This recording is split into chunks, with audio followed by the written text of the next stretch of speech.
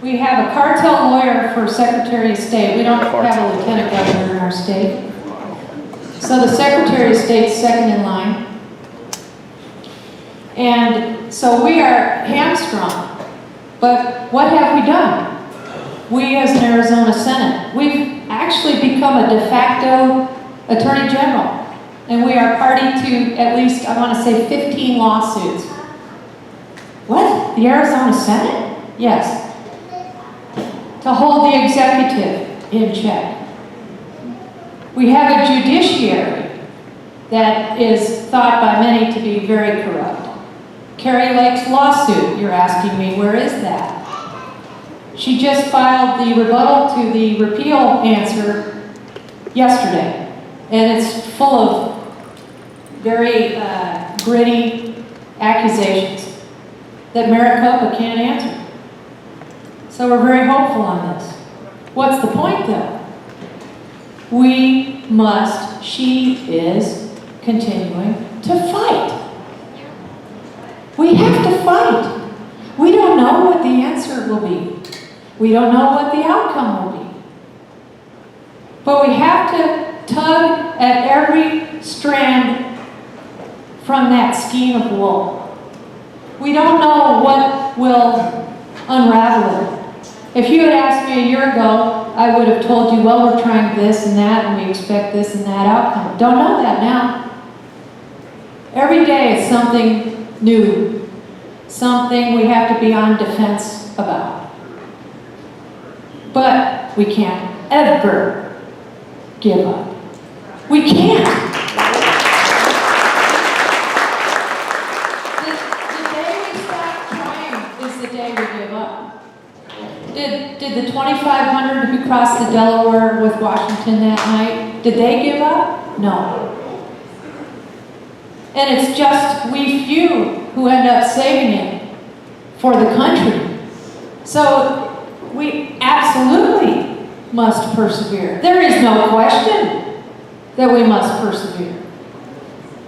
And when we take that lifetime oath to support and defend the Constitution of the United States, as those of us who were in the military did, that's a lifetime oath.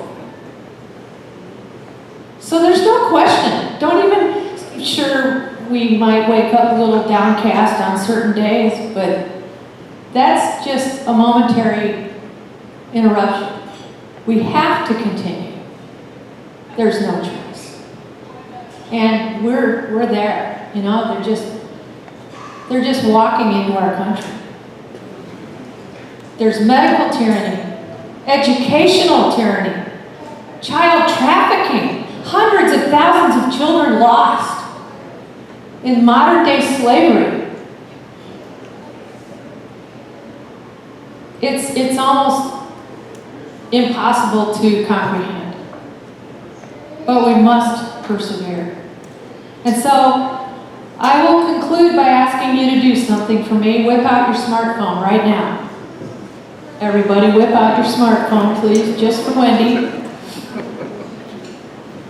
And go to the internet and type in Wendy, like the hamburgers, W-E-N-D-Y, Rogers, like Mr. Rogers, R-O-G-E-R-S, no D for Democrat, R-O-G-E-R-S, .org, WendyRogers.org. Are you there? Yep. WendyRogers.org. And I ask you to put in your first name, last name, email address. So I can keep you in touch. So I can tell you what I'm doing in the fight. Because I do put out really good information. WendyRogers.org, plug in your first name, last name, email address.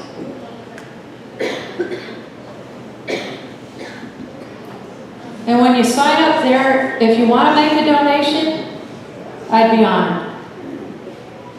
I don't take any money from lobbyists, which is, I think Matt Gaetz is the only other person I've heard say that.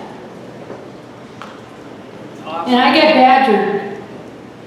Wendy, you're taking donations from people outside Arizona. Oh yeah, all 50 states.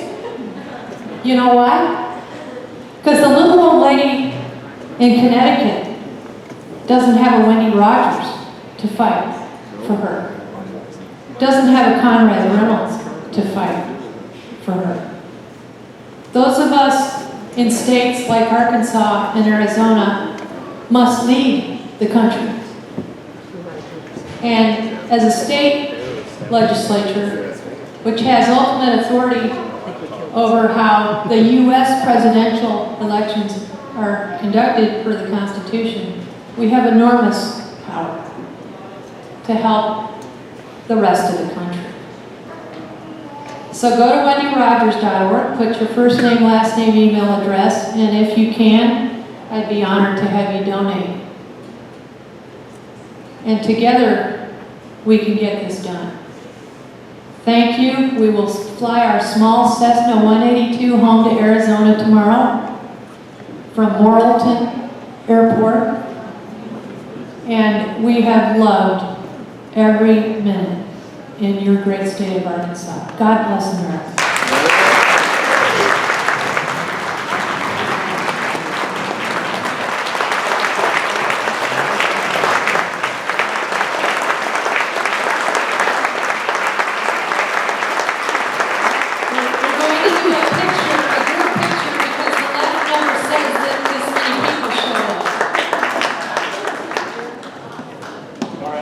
Do a panorama